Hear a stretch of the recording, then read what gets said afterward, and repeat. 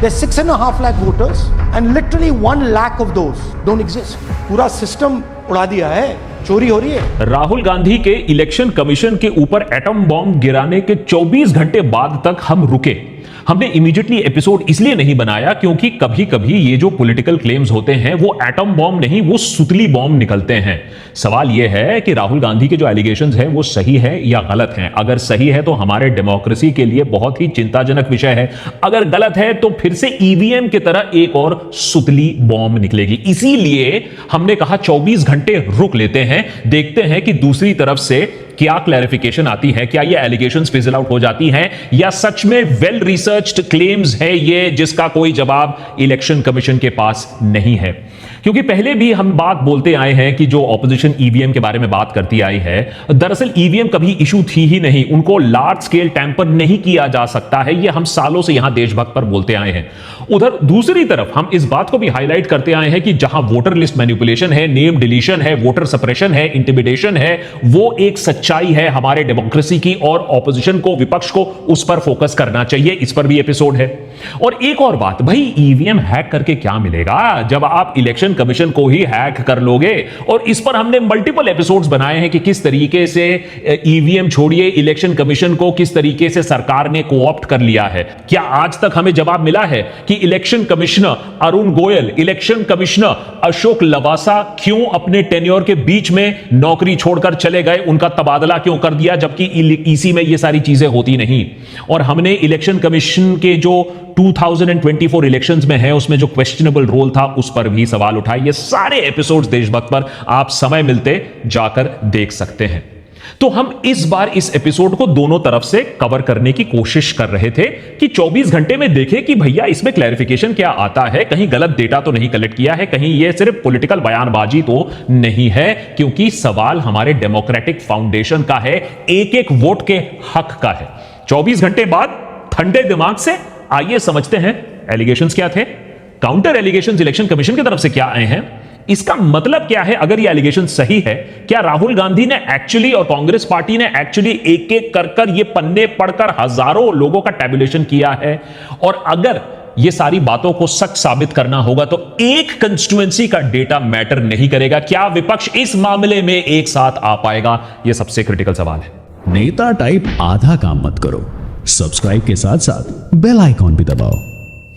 हाल ही के सालों में शायद सबसे महत्वपूर्ण प्रेस कॉन्फ्रेंस हुआ जब राहुल गांधी ने एआईसीसी हेडक्वार्टर्स में मीडिया पर्संस को बाकायदा एक सोफिस्टिकेटेड ऑनलाइन प्रेजेंटेशन कर दिखाया 2024 लोकसभा पोल डेटा का एनालिसिस के साथ। राहुल गांधी ने क्लेम किया कि महाराष्ट्र में कैसे 1 करोड़ नए वोटर्स को ऐड किया गया सिर्फ 5 महीनों के अंदर, जो 5 साल से भी ज्यादा 5 महीने में ऐड हो गए। इलेक्शन कमीशन ने कैसे मना कर दिया कि भाई हम सॉफ्ट कॉपी देंगे, सारे पोल डेटा का वोटर लिस्ट देंगे जिससे आप उसका एनालिसिस कर सको।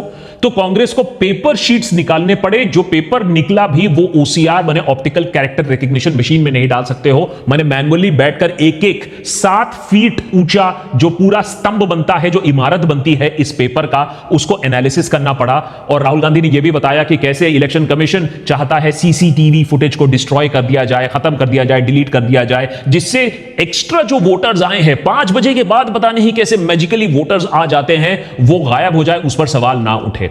लेकिन ये जो डाउट्स हैं इसके बारे में हमें पहले से ही मालूम है। जो इलेक्शन फॉलो करते हैं, जो पॉलिटिक्स फॉलो करते हैं, उन्होंने ये खबरें पढ़ी हुई है इलेक्शन कमीशन के बारे में। लेकिन जो नई बात बताई गई वो ये थी कि कैसे कांग्रेस पार्टी ने 30 से 40 लोग लगाकर, महीने लगाकर 1 लाख वोट चोरी होने की ये जो बात कही है, जो खुलासा किया है। महादेवपुरा असेंबली सेगमेंट, यह है लोकसभा कंस्टिट्यूएंसी बैंगलोर सेंट्रल का।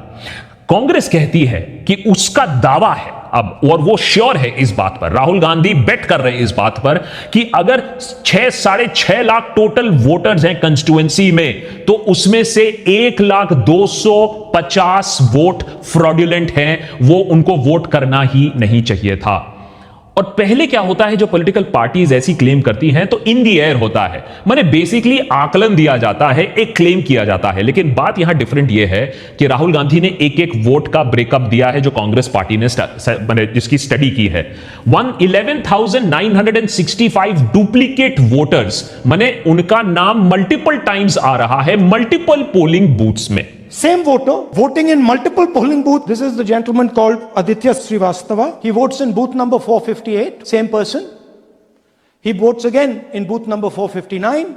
Same person. And then this gentleman goes Karnataka, Uttar Pradesh, Karnataka and Maharashtra. 40,000 now voters जिनका फेक या नॉन एग्जिस्टेंट एड्रेस है। मैंने ऐसे एड्रेसेस हैं, मैंने लोग हंस रहे थे प्रेस कॉन्फ्रेंस में, जहां एंट्री लिखी जा रही है हाउस नंबर 0, ये एड्रेस है, या किसी के पिताश्री का नाम है DFOIGOIF।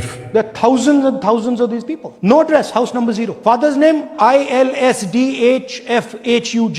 तो थोड़े और फादर्स नेम दिखाओ, ये बड़े इंटरेस्टिंग नाम है इनके। DFOIGOIDF father's name.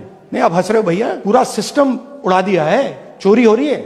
10,452 आपके इंस्टेंसेस हैं जहां बल्क वोटर्स रजिस्टर्ड हैं एक सिंगल एड्रेस में। हाय हाय हाय, इतनी ज्यादा पॉपुलेशन, 80 लोग एक सिंगल रूम हाउस में रह रहे हैं। House number 35, 80 voters live in this house. We sent people to check. They got beaten up. These 80 people live in this house. It's a single story, single room house. 4,132 voter जिनके पास invalid या missing photographs हैं, लेकिन वो valid है, उनका vote मान्य होगा। There are 4,000 voters. These are the photos. Either no photo or a photo that is so small that you can't see them. That's a copy of a voter list. You can see no photos. 33,692 cases जिन्होंने form 6 का misuse किया है। मैंने अपने आप को voter list में शामिल करे हैं, लेकिन वो 70 साल के लोग भी हैं, 80 साल के लोग भी हैं, अपने आप को नए वोटर दिखा रहे हैं। ये कैटेगरी सिर्फ 18 से 23 इयर्स की कैटेगरी के लिए होता है, लेकिन इसका मिसयूज हुआ। There's a lady called Shakun Rani, 70-year-old. She appears twice on the voter list. First name Shakun, surname Rani. Now she has no surname, but her first name is Shakun Rani. So she becomes a voter twice, age 96, age 95. This entire list does not contain a single person between the age of 18 and 25. Rahul Gandhi का कहना है कि यह कहानी सिर्फ उन्होंने एक constituency की करके दिखाई है क्योंकि इतना समय लगता है, लेकिन यही चीज अगर 25 और कंस्टिट्यूएंसीज में हुई हो, 25 और सीट्स की पूरी हिस्ट्री ज्योग्राफी बदल सकती है। 33,000 वोट से 25 सीट्स ऊपर नीचे हुए हैं, हार जीत का फैसला हुआ है। तो आप सोचिए लोकसभा इलेक्शन किस तरीके से फ्लिप हो सकता है कि अगर यही काम दूसरे कंस्टिट्यूएंसीज में की गई। In other words, was 2024 stolen? क्या यह विक्ट्री चोरी की है? क्या यह विक्ट्री चोरी की वोट के वजह से की गई है? महादेवपुरा की जो कहानी है वो अपने आप में भी काफी इंटरेस्टिंग है। एक ही जगह है, एक ही कंस्टिट्यूएंसी है जहां बीजेपी ने ऐसी ताबड़तोड़ लीड ली 2024 लोकसभा में कि दूसरे 7 असेंबली सेगमेंट्स में आप हार गए, उस पार्लियामेंट्री कंस्टिट्यूएंसी में आप हार गए, लेकिन ओवरऑल आपने एक कंस्टिट्यूएंसी में इतने ज्यादा वोट लीड ले ली कि ओवरऑल 33,000 वोट से आप जीत गए बैंगलोर सेंट्रल लोकसभा कंस्टिट्यूएंसी। तो कांग्रेस कह रही है कि इस बार हम आपको सॉलिड एविडेंस दे रहे हैं, कॉन्क्रीट प्रूफ दे रहे हैं, और ये डिस्क्रिपेंसी एक लार्जर पार्ट है। ये सिर्फ एक कंस्टिट्यूएंसी की बात नहीं है, इलेक्टोरल सिस्टम और इलेक्शन कमीशन खुद ही कॉम्प्रोमाइज्ड हो चुका है। अब ये बात सीरियस एलिगेशन तो है ही है, क्योंकि ये fairness of the Indian election के बारे में बात हो रही है और ये किसी भी पार्टी को इंपैक्ट करना चाहिए। बात यहां सिर्फ ऑपोजिशन और विपक्ष की नहीं हो रही है या रूलिंग पार्टी की नहीं हो रही है। याद रखिए किसी दिन बीजेपी में भी ऑपोजिशन पे आएगी। तो या तो कोई मैजिकल कैंडिडेट आ गया था एक ही जगह, एक ही कंस्टिट्यूएंसी में, महावेंद्रपुरा में, या फिर बीजेपी ने कुछ तो किया होगा जिससे 1.1 लाख वोट का अननेचुरल लीड आ गया है। राहुल गांधी का कहना है कि भैया देखो, हमने आपको ये पॉइंट बाय पॉइंट दिखाया है कि ये कैसे हुआ है, लेकिन याद रखिए ईवीएम पर भी एक समय पर ऑपोजिशन काफी श्योर था, उनका जो स्टैंड था ईवीएम पर वो भी काफी श्योर था। तो सवाल यह है कि ये एटम बॉम्ब का जो एलिगेशन है वो स्टैंड करता है या नहीं। इतने बड़े एलिगेशन के बाद इलेक्शन कमीशन को एक काम तो जरूर करना चाहिए था कि भैया देखिए आपने ये पॉइंट्स रखे हैं, हम आपको पॉइंट बाय पॉइंट रिबटल देते हैं कि आपने कैसे चीजों को गलत समझा है। रूल तो ये है, और राहुल गांधी को गलत साबित कर सकते थे। अब देखिए इलेक्शन कमीशन अपने आप में भी तो उसकी रेपुटेशन इतनी अच्छी नहीं है। पिछले कई महीनों से, as a matter of fact कई सालों से इलेक्शन कमीशन काफी सारे सवालों के जवाब नहीं देना चाहती है कि भैया हम आपको डिजिटल वोटर्स लिस्ट नहीं देंगे, हम आपको वीडियो फुटेज नहीं देंगे, 6 बजे के बाद पता नहीं कैसे वोटर्स अपने आप बढ़ जाते हैं, हम आपको अपलोड नहीं करेंगे फॉर्म 17 या फॉर्म 20 जो कि बाय लॉ रिक्वायर्ड है, हम वीवीपैट स्लिप्स को भी गिनने के लिए किसी कारण हेतु बहुत ही नहीं जरूरत ही नहीं है, वीवीपैट स्लिप्स हटा दो, इसको खत्म कर दो, जला दो। तो सवाल यह है कि जब इतना सारा क्लाउड ऑलरेडी था ही, तो राहुल गांधी के जो सवाल उठाए हैं उसको अगर इलेक्शन कमीशन आराम से आंसर कर देता, ठंडे दिमाग से आंसर कर देता, तो क्रेडिबिलिटी इलेक्शन कमीशन की ही बढ़ती। लेकिन देखिए, इलेक्शन कमीशन ऑफ कर्नाटका ने क्या कहा? इलेक्शन कमीशन ऑफ कर्नाटका ने कुछ ही देर में, लग रहा था कि वो प्रेस कॉन्फ्रेंस के लिए रुके हुए थे, इमीडिएटली स्टेटमेंट इशू कर दिया कि ये देखिए, आप जो ये सब बयानबाजी कर रहे हैं इसको अंडर ओथ बोलिए, आप शपथ लीजिए। मैंने सनम तेरी कसम चल रहा है यहां। इलेक्शन कमीशन क्या कहता है? स्टेट इलेक्शन कमीशन कहता है, it is understood that during a press conference held today you had mentioned about the inclusion of ineligible electors and exclusion of eligible electors in the electoral roll cited in para 3 above. You are kindly requested to sign and return the enclosed declaration oath under rule 23B of the registration of electors rule. अब देखिए, इसमें भी एक problem है। एक तो है कि आपने सरकारी एकदम एजेंडा ले लिया, डुप्लीकेट में दो, ट्रिप्लीकेट में दो, यहां हस्ताक्षर करो, ट्रूथ एंड डेयर खेलो, आओ दिखाओ, दम है तो ओथ लेकर दिखाओ। लेकिन सवाल यह है कि इलेक्शन कमीशन ने यह कहीं नहीं कहा कि राहुल गांधी के जो क्लेम्स हैं वो गलत हैं। बात को घुमा फिरा कर करने की कोशिश हो रही है, पब्लिक को मिसगाइड करने की कोशिश हो रही है। लेकिन रूल बुक भी जो फेंका है ना, कुछ एक्सपर्ट्स कह रहे हैं वो भी गलत है, क्योंकि रूल 20 जिसको ये कोट कर रहे हैं वो अप्लाई करता है कि अगर कोई क्लेम कर रहा है during the draft roll stage, माने जब फाइनल इलेक्टोरल रोल पब्लिश हुआ नहीं, यहां कोई ड्राफ्ट लिस्ट की बात नहीं हो रही है, तो पता नहीं किस चीज पर यह ओथ लेने की बात हो रही है, यह हेकड़ी दिखाने की बात हो रही है। और उधर बीजेपी और इलेक्शन कमीशन लगता है तालमेल में है, क्योंकि जो लाइन इलेक्शन कमीशन कह रही है वही लाइन बीजेपी कह रही है कि आप इस तरीके से इलेक्शन प्रोसेस को, उस पर सवाल नहीं उठा सकते हो, डेमोक्रेसी को खतरे में नहीं डाल सकते हो। लेकिन कोई क्लियर एविडेंस नहीं दिया गया है कि राहुल गांधी गलत है। 24 घंटे बाद जब हम इस एपिसोड को रिकॉर्ड कर रहे हैं, राहुल गांधी को गलत नहीं साबित किया गया है। अगर किया जाए तो हम डिस्क्रिप्शन और कमेंट्स में जरूर मेंशन कर देंगे।